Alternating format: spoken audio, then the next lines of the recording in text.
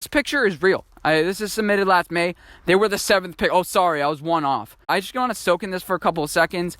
Hey guys, what's up? My name is Anthony, and welcome to another edition of BNA Sports Talk. And today what we're going to do is review my way too early 2020 mock draft from last year. I didn't misspeak. I didn't say 2021. We're going to do it later in this video, but let's review my way too early 2020 mock draft. Okay, so starting off with the number 1 overall pick, I had the Bengals in this spot. Do I get kudos for that? I don't know if we have a point system here, but that deserves a lot of points. I also want to bet them being the number 1 overall pick. I had them selecting Tua. It would have been right if the guy named Joe Burrow didn't have the greatest season in college football history. Tua didn't get injured. If Tua got injured, I wouldn't be surprised if Tua didn't get injured. I wouldn't be surprised if he was in the spot. So then I had at number 2, I had the Buccaneers selecting Justin Herbert. They have a new quarterback, but instead of being 22, he's 42, Tom Brady. Nobody would have saw that. But the Buccaneers didn't have a top 10 pick, so I was a little bit wrong about that. They went 7-9. I didn't think the Jameis Winston, Bruce Arians things would work that well. I didn't think their defense would be as good because they had Todd Bowles. But Todd Bowles is a sneaky good defensive coordinator. He had those guys playing. Jason Pierre-Paul, I think he got injured. He wasn't really playing a lot of the season. But you had Vita Vea. And I'm forgetting all the guys' names. The guy with the most sacks last year, Shaquille Barrett, yeah, who really kind of quieted down towards the end of the season. But Ndamukong Suh, good defense. But I had the Buccaneers selecting Justin Herbert. He went in the top 5, top 6, so I had that relatively right. Then I had the Texans. They ended up being like the 26th overall pick. I think that was Miami's pick, 26 overall. So that wasn't that close, but they didn't even have a first-round pick. They didn't pick to like 50-something. They had one of the worst drafts this year, and if you're a Texans fan, fight me.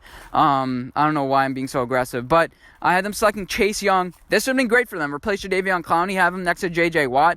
That would have been a bright future, but no, you had to trade 2 firsts and a second for an offensive tackle that you ended up paying $22 million a year for 3 years that you're not even sure is that good, with that money. And, so number 4, I had the Miami Dolphins selecting Andrew Thomas. Number 4 spot, Andrew Thomas. I made this in April/May last year. So you're telling me that I can pick Andrew Thomas in the exact right spot?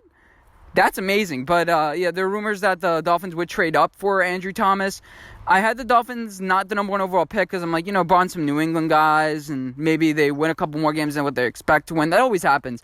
Like the Jets, I said in that video, the Jets, a couple years ago, the Bills, they were like, oh, this is an 0-16 team. And that team always overperforms because it's like they have a little bit of grit to them. And, so Andrew Thomas, number 4. I thought they'd lose out on a quarterback, and I thought they'd get one of the free agents this year because I thought there was a pretty good free agency class. And I'm like, maybe Josh Rosen hits a little bit, and they're like, let's just stick with him for the next couple of years.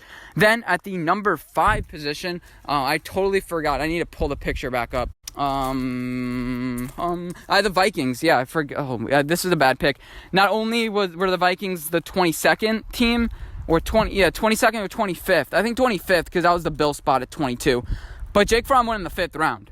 I think Jake Fromm is still a solid guy, not a top 5 guy. I still think Jake Fromm is solid, small hands, but this dude is just solid for Georgia, winning them, going to the national championships. Beat out a guy, Justin Fields, who is a top 2 pick next year. So obviously this guy's somewhat good. Had a great offensive line. 2 of them are now got drafted in the 1st round. But this guy is smart. He doesn't really have the arm strength for outside reads, but he's just a less athletic Joe Burrow. I think that's his comp. Like, he's not that much worse than Joe Burrow. Then at number 6, I had the Panthers with my best overall selection, selecting Derek Brown. This is real. This picture is real. This is submitted last May. They were the 7th pick. Oh, sorry, I was one off. This is great. I just want to soak in this for a couple of seconds. I thought they needed a defensive lineman. They went all defense this year, and we'll see how they do. We're going to talk about that in my way too early 2021 mock draft. And then I have the Cardinals selecting Walker Little. He was the best offensive tackle, and if the Giants didn't select offensive tackle and Isaiah Simmons wouldn't have fell, I think that they would have selected an offensive tackle. Walker Little stayed. I think he got injured or whatever, so he wanted to stay to boost his draft stock for next year. So I forget, but he's out of Stanford. I had the Cardinals at the same exact spot, exactly at 8. Then I had the Raiders at top 10. This is relatively accurate. They were number 12 overall. I had them selecting a wide receiver from Alabama, but instead of Henry Ruggs, it was Jerry Jeudy. A lot of hype for Jerry Jeudy towards, like, a lot of people had Jerry Jeudy mock towards the Raiders, and I was really excited because I'm like, yes, he was in my anti-mock draft because I was looking at it a couple days before the draft. But yeah, that ended up not happening. But it's pretty accurate, right around that spot. This is pretty much as good as you can do. Then I had the Giants selecting Dylan Moses. Buddy tore his ACL. He would have been a top 5 pick. I wouldn't be surprised if the Giants would have had Dylan Moses if he didn't tear his ACL. But with Joe Judge, we probably still would have went we probably still would have went offensive tackle. But they were a top 10 pick. I'm like, hopefully next year we're not a top 10 pick. But here we are. So here's my way too early 2021 mock draft with the number 1 overall pick. I have the Panthers selecting Trevor Lawrence. And Teddy Bridgewater has a couple years left on his deal. You could say he's decent. He stuck it with the Saints, but that was with pretty good talent. Great offensive line, great weapons. Who's going to throw to Robbie Anderson? Well, what offensive line does he have? The team spent all their assets on defense. Defense wins championships, but offense wins games. Matt Rule usually does really bad his first year. I would say they're a lock for a top 5 pick. They get Trevor Lawrence. Then number 2, the Jaguars with a new coaching regime, because if you're number 2 overall, you probably have new coaches, especially the guys they were going to get fired this year. But they're solidly building their defense again. But next year they're going to go after Justin Fields, quarterback out of Ohio State. Don't know a lot about him. Haven't really seen him a lot, but he seems a little bit more of a runner. Actually, he is more of a runner. I'm making fun of Stephen A. Smith there, but he is a good running quarterback, and I think that his assets would be good at Jacksonville. He did play at Georgia, but he got beaten out by Jake Fromm. And yeah, I think this is a solid pick. And then the Redskins pick top 3 next year because Kyle Allen can't really do it. I like Ron Rivera, but he had some 6-10 seasons. It's not like he was a guy that went 10-6 every single year. This roster isn't really good enough on the offensive side. They brought in a bunch of wide receivers. Who is their left tackle? Can Dwayne Haskins develop? You have Turner, you have Scott Turner on this team. You may be able to develop Dwayne Haskins, but ultimately, I think that they're going to be pretty bad this year, especially with the whole Corona thing. So they expect the best offensive tackle, arguably Penei Sewell, wherever you pronounce it. People say he's the best left tackle.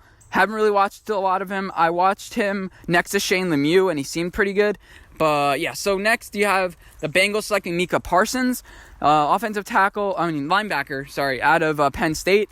Especially if, what's his name does well, Isaiah Simmons does well, he's going to get a lot of hype. Similar build to him. He's not as versatile as Isaiah Simmons. In fact, I think he's just an outside linebacker, just a guy like that. But yeah, I think that the Bengals are going to be in this spot because you do have decent talent. You have pretty much 3 first-round picks this year because T. Higgins, Joe Burrow, and Jonah Williams, was it Jonah Williams, from last year's draft.